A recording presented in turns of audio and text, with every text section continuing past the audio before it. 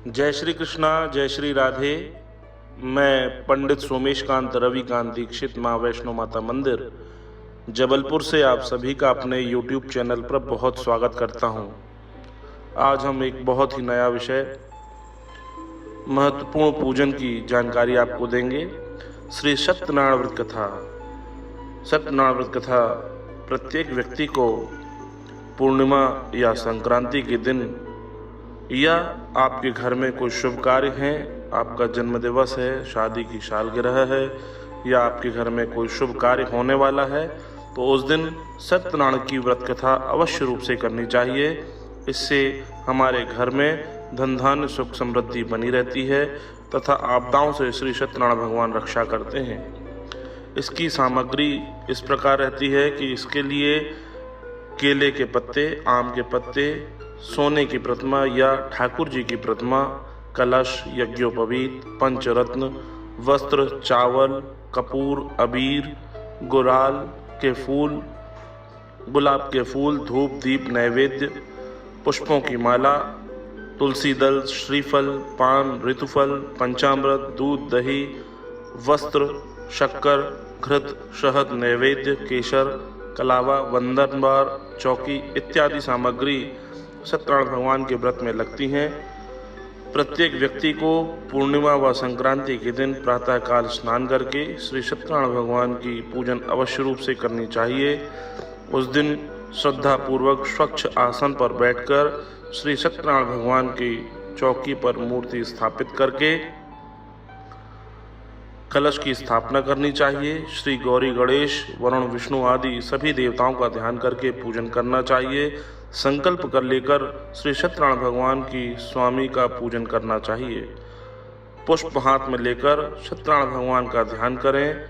यज्ञोपवीत, पुष्प, धूप, नैवेद्य आदि से युक्त होकर स्तुति करें कि हे भगवान, मैंने श्रद्धा पूर्वक फल, जल इत्यादि सभी सामग्री आपको अर्पित की हैं, इसे स्वीकार करिए तथा मेरे यहाँ धन धान्य आदि की वृद्धि करिए तथा आपदाओं से मेरी रक्षा करिए। आपको मेरा बारंबार प्रणाम है। इसके बाद श्री सत्यनारायण भगवान की व्रत कथा प्रारंभ करिए। बोलिए सत्यनारायण भगवान की जय। अथ प्रथमोध्याय। एक समय नैमिषारण्य तीर्थ में सौनकादि 88,000 ऋषियों ने श्री सूत जी से पूछा कि हे प्रभु, इस कलयुग में वेद विद्या रहित मनुष्यों को ब्रह्म भक्ति किस प्रकार मिलेगी तथा उनका उद्धार कैसे होगा। हे मुनिश्रेष्ठ, कोई ऐसा तप कहिए जिससे थोड़े समय में ही पुण्य फल प्राप्त होवे तथा मनवांछित फल मिले। वह कथा सुनने की हमारी इच्छा है। सर्वशास्त्र ज्ञाता श्री सूत जी बोले कि हे वैष्णवों में पूज्य, आप सबने प्राणियों की हित की बात पूछी है। अब मैं उस श्रेष्ठ व्रत को आप लोगों से कहूँगा जिस व्रत को नारद जी ने श्री लक्ष्मी नारायण से पूछा था। श्री लक्ष्मी नारायण ने मुनिश्रेष्ठ से कहा था, सो ध्यान से सुनिए। एक समय योगीराज नारद जी दूसरों की हित की इच्छा से अनेकों लोकों में घूमते हुए मृत्यु लोक में आ पहुँचे। यहाँ अनेक योनियों में जन्मे हुए प्रायः सभी मनुष्यों को अपने अपने कर्म से दुखी देखकर सोचने लगे कि किसी यत्न के करने से प्राणियों के दुखों का नाश हो सकेगा। ऐसा सोचकर विष्णु लोक गए। वहाँ श्वेत वर्ण और 4 भुजाओं वाले देवों के ईश नारायण को देखकर, जिनके हाथों में शंकर, चक्र, गदा और पद्म थे तथा वरमाला पहने हुए थे, देखकर स्तुति कर कहने लगे कि हे भगवान, आप अत्यंत शक्ति से संपन्न हैं। मन तथा वाणी भी आपको नहीं पा सकती है। आपका आदि, मध्य और अंत नहीं है। आप निर्गुण स्वरूप, सृष्टि के कारणभूत, भक्तों के दुखों को नष्ट करने वाले हो। आपको मेरा नमस्कार है। नारद जी से इस प्रकार की स्तुति सुनकर विष्णु भगवान बोले कि हे मुनिश्रेष्ठ, आपका किस काम के लिए यहाँ आगमन हुआ है, आप निसंकोच कहें। तब नारद मुनि बोले कि हे प्रभु, मृत्युलोक में जो मनुष्य अनेक योनियों में पैदा हुए हैं, अपने अपने कर्म से दुखी हो रहे हैं। हे नाथ, मुझ पर दया रखते हो तो आप बतलाइए, उन मनुष्यों के दुख थोड़े से ही प्रयत्न से कैसे दूर हो सकते हैं।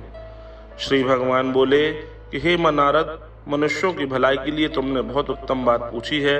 जिस काम के करने से मनुष्य मुंह से छूट जाता है, वह मैं कहता हूँ सुनो। बहुत पुण्य देने वाला स्वर्गलोक तथा मृत्युलोक में दुर्लभ एक उत्तम व्रत है। आज मैं प्रेमवश होकर तुमसे कहता हूँ, श्री सत्यनारायण का यह व्रत अच्छी तरह विधान पूर्वक करके मनुष्य आयु पर्यंत यहाँ सुख भोग कर मरने पर मोक्ष को प्राप्त होता है। श्री भगवान के वचन सुनकर नारद मुनि बोले कि उस व्रत का क्या फल है, क्या विधान है तथा किस दिन यह व्रत करना चाहिए, हे प्रभु सब विस्तार से बतलाइए। भगवान बोले कि दुख शोक आदि को नष्ट करने वाला, धन धान्य को बढ़ाने वाला, सौभाग्य तथा संतान देने वाला यह व्रत सभी स्थानों पर विजय करने वाला है। भक्ति और श्रद्धा के साथ किसी भी दिन मनुष्य श्री सत्यनारायण की बांधुओं और बंधुओं के साथ, ब्राह्मणों के साथ धर्मपरायण होकर पूजन करे। भक्ति भाव से नैवेद्य, केले का फल, शक्कर, घी, दुग्ध, दही, गेहूं का चूर्ण इत्यादि लेवे। गेहूं के अभाव में साठी का चूर्ण लेकर, शक्कर तथा गुड़ लेकर सभी भक्षण योग्य पदार्थ जमा करके भगवान को अर्पण कर देवे। बंधुओं सहित ब्राह्मणों को भोजन करावे, तत्पश्चात स्वयं भोजन करे। नृत्य गीत आदि का आचरण करता हुआ, सत्यनारायण भगवान का स्मरण करता हुआ समय व्यतीत करे। इस तरह व्रत करने पर मनुष्यों की इच्छा निश्चय ही पूरी होती है। विशेषकर कलिकाल में भूमि पर यही मोक्ष का सरल उपाय है। यदि श्री स्कंद पुराणे रेवाखंडे सत्यनारायण व्रत कथाम प्रथमोध्याय। बोले सत्यनारायण भगवान की जय। अथ द्वितीयोध्याय। सूत जी बोले कि हे ऋषियों, जिसने पहले समय में इस व्रत को किया है उनका इतिहास कहता हूँ, ध्यान से सुनो। सुंदर काशीपुरी नगरी में एक अत्यंत निर्धन ब्राह्मण रहता था। वह भूख और प्यास से बेचैन हुआ नित्य ही पृथ्वी पर घूमता था। ब्राह्मणों से प्रेम करने वाले श्री सत्यनारायण भगवान ने ब्राह्मण को दुखी देखकर बूढ़े ब्राह्मण का रूप धारण करके उसके पास जा आदर से पूछा कि हे विप्र, नित्य दुखी हुआ पृथ्वी पर क्यों घूमता है? हे श्रेष्ठ ब्राह्मण, मुझसे कहो, मैं सुनना चाहता हूँ। ब्राह्मण बोला कि मैं निर्धन ब्राह्मण हूँ, भिक्षा के लिए पृथ्वी पर फिरता हूँ। हे भगवान, यदि आप इसका उपाय जानते हैं तो कृपा कर मुझसे कहें। वृद्ध ब्राह्मण बोला कि सत्यनारायण भगवान मनवांछित फल देने वाले हैं, इसीलिए हे ब्राह्मण, तू उनका पूजन कर, जिसके करने से मनुष्य सब दुखों से छूट जाता है। ब्राह्मण को व्रत का सारा विधान बतलाकर बूढ़े ब्राह्मण का रूप धारण करने वाले श्री सत्यनारायण भगवान अंतर ध्यान हो गए। जिस व्रत को वृद्ध ब्राह्मण ने बतलाया है, मैं उसको अवश्य करूंगा। यह निश्चय करने पर उसे रात्रि भर नींद नहीं आई। वह ब्राह्मण सवेरे उठकर सत्यनारायण भगवान के व्रत का निश्चय कर भिक्षा के लिए चल दिया। उस दिन उसको भिक्षा में बहुत सा धन मिला, जिससे बंधु बांधवों के साथ उसने सत्यनारायण भगवान का उत्तम व्रत किया। इसके करने से वह ब्राह्मण सब दुखों से छूटकर अनेक प्रकार की संपत्तियों से युक्त हुआ। उस समय से वह ब्राह्मण हर मास व्रत करने लगा। इस तरह सत्यनारायण भगवान के व्रत को जो करेगा वह सब पापों से छूटकर मोक्ष को प्राप्त होगा। आगे जो पृथ्वी पर सत्यनारायण का व्रत करेगा वह मनुष्य सब दुखों से छूट जाएगा। इस तरह नारद जी से नारायण का कहा हुआ यह व्रत मैंने तुमसे कहा। हे विप्रों, मैं अब और क्या कहूँ। ऋषि बोले कि हे मुनीश्वर, संसार में इस ब्राह्मण से सुनकर किस किस ने इस व्रत को किया है, हम वह सब सुनना चाहते हैं। इसके लिए हमारे मन में बड़ी श्रद्धा है। सूत जी बोले कि हे ऋषियों, जिसने इस व्रत को किया है वह सब सुनो। एक समय वह ब्राह्मण धन और ऐश्वर्य के अनुसार बंधु बांधवों के साथ व्रत करने को तैयार हुआ। उसी समय एक लकड़ी बेचने वाला बूढ़ा आदमी आया। बाहर लकड़ियों को रखकर ब्राह्मण के मकान में गया। प्यास से दुखी लकड़हारा उनको व्रत करते देखकर विनय से पूछने लगा कि हे ब्राह्मण देवता, आप यह क्या कर रहे हैं? इसके करने से क्या फल मिलता है? कृपा कर मुझसे कहें। ब्राह्मण ने कहा, यह सब मनोकामनाओं को पूरा करने वाला यह सत्यनारायण भगवान का व्रत है। इनकी ही कृपा से मेरे यहाँ धन धान्य आदि की वृद्धि हुई है। ब्राह्मण से इस व्रत के बारे में जानकर लकड़हारा बहुत प्रसन्न हुआ। चरणामृत ले और प्रसाद खाने के बाद अपने घर गया। लकड़हारे ने मन में इस प्रकार का संकल्प किया कि आज ग्राम में लकड़ी बेचने से जो धन मिलेगा उसी से सत्यदेव का प्रतिभा पूजन करूंगा। यह मन में विचार कर बूढ़ा लकड़हारा लकड़ियां अपने सिर पर रखकर जिस नगर में धनवान लोग रहते थे ऐसे सुंदर नगर गया। उसे उन लकड़ियों का दाम पहले दिनों से चौगुना मिला। तब वह बूढ़ा लकड़हारा दाम लेकर और अति प्रसन्न होकर पके केले के फल, शक्कर, घी, दुग्ध, दही, गेहूं का चूर्ण इत्यादि श्री सत्यनारायण भगवान की व्रत की कुल सामग्रियों को लेकर अपने घर गया। फिर उसने अपने भाइयों को बुलाकर विधिवत भगवान का व्रत व पूजन किया। उस व्रत के प्रभाव से वह बूढ़ा लकड़हारा धन पुत्रादि से युक्त हुआ और संसार के समस्त सुख भोग कर अंत समय में वैकुंठ धाम को चला गया।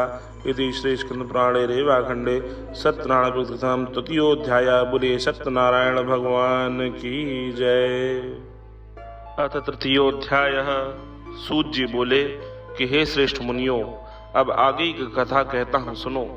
पहले समय में उल्कामुख नाम का एक बुद्धिमान राजा था। वह सत्यवक्ता और जितेंद्रिय था। प्रतिदिन देवस्थानों को जाता और गरीबों को धन देकर उनके कष्टों को दूर करता था। उसकी पत्नी कमल के समान मुख वाली सती साध्वी थी। भद्रशिला नदी के तट पर उन दोनों ने श्री सत्यनारायण भगवान का व्रत किया। उसी समय वहां एक साधु वैश्य आया।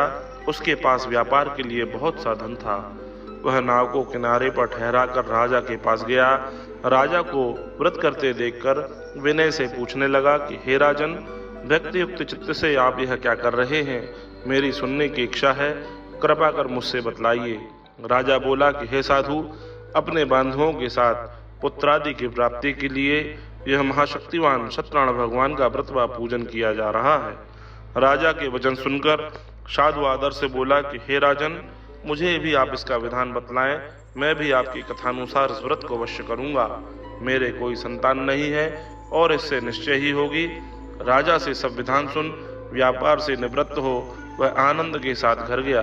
साधु ने अपनी स्त्री लीलावती से संतान देने वाले इस व्रत का समाचार सुनाया और कहा कि जब मेरी संतान होगी तब मैं इस व्रत को अवश्य करूंगा।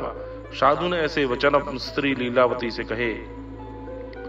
एक दिन उसकी स्त्री लीलावती पति के साथ आनंदित हो सांसारिक धर्म में प्रवृत्त होकर सत्यनारायण भगवान की कृपा से गर्भवती हो गई तथा 10वें महीने में उसके यहाँ एक सुंदर कन्या का जन्म हुआ। दिनों दिन वह इस तरह बढ़ने लगी जैसे शुक्ल पक्ष का चंद्रमा बढ़ता है। कन्या का नाम कलावती रखा गया।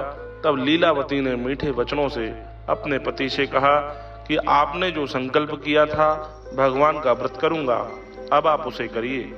साधु बोला कि हे प्रिय, इसके विवाह पर करूंगा। इस प्रकार अपनी पत्नी को आश्वासन दे वह नगर को चला गया।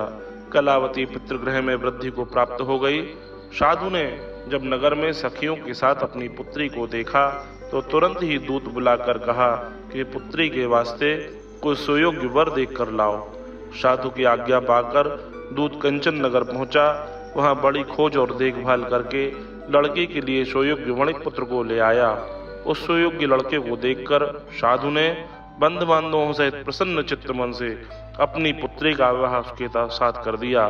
किंतु दुर्भाग्यवश वह विवाह के समय भी उस व्रत को करना भूल गया। तब श्री भगवान क्रोधित हो गए और श्राप दिया कि तुम्हें अति दारुण से दारुण दुख प्राप्त होगा। अपने कार्य में कुशल साधु बनिया जामाता सहित समुद्र के समीप स्थित रत्नपुर नगर गया। वहां दोनों ससुर जमाई राजा चंद्रकेत की नगर में व्यापार करने लगे।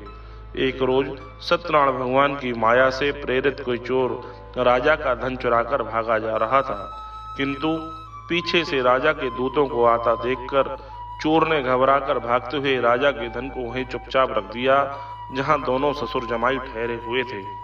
जब दूतों ने उन साधु वैश्य के पास राजा के धन को रखा देखा तो दोनों को बांधकर ले गए और प्रसन्नता से दौड़ते हुए राजा के समीप जाकर बोले कि महाराज, हम 2 चोर पकड़ कर लाए हैं, देखकर आज्ञा देवें।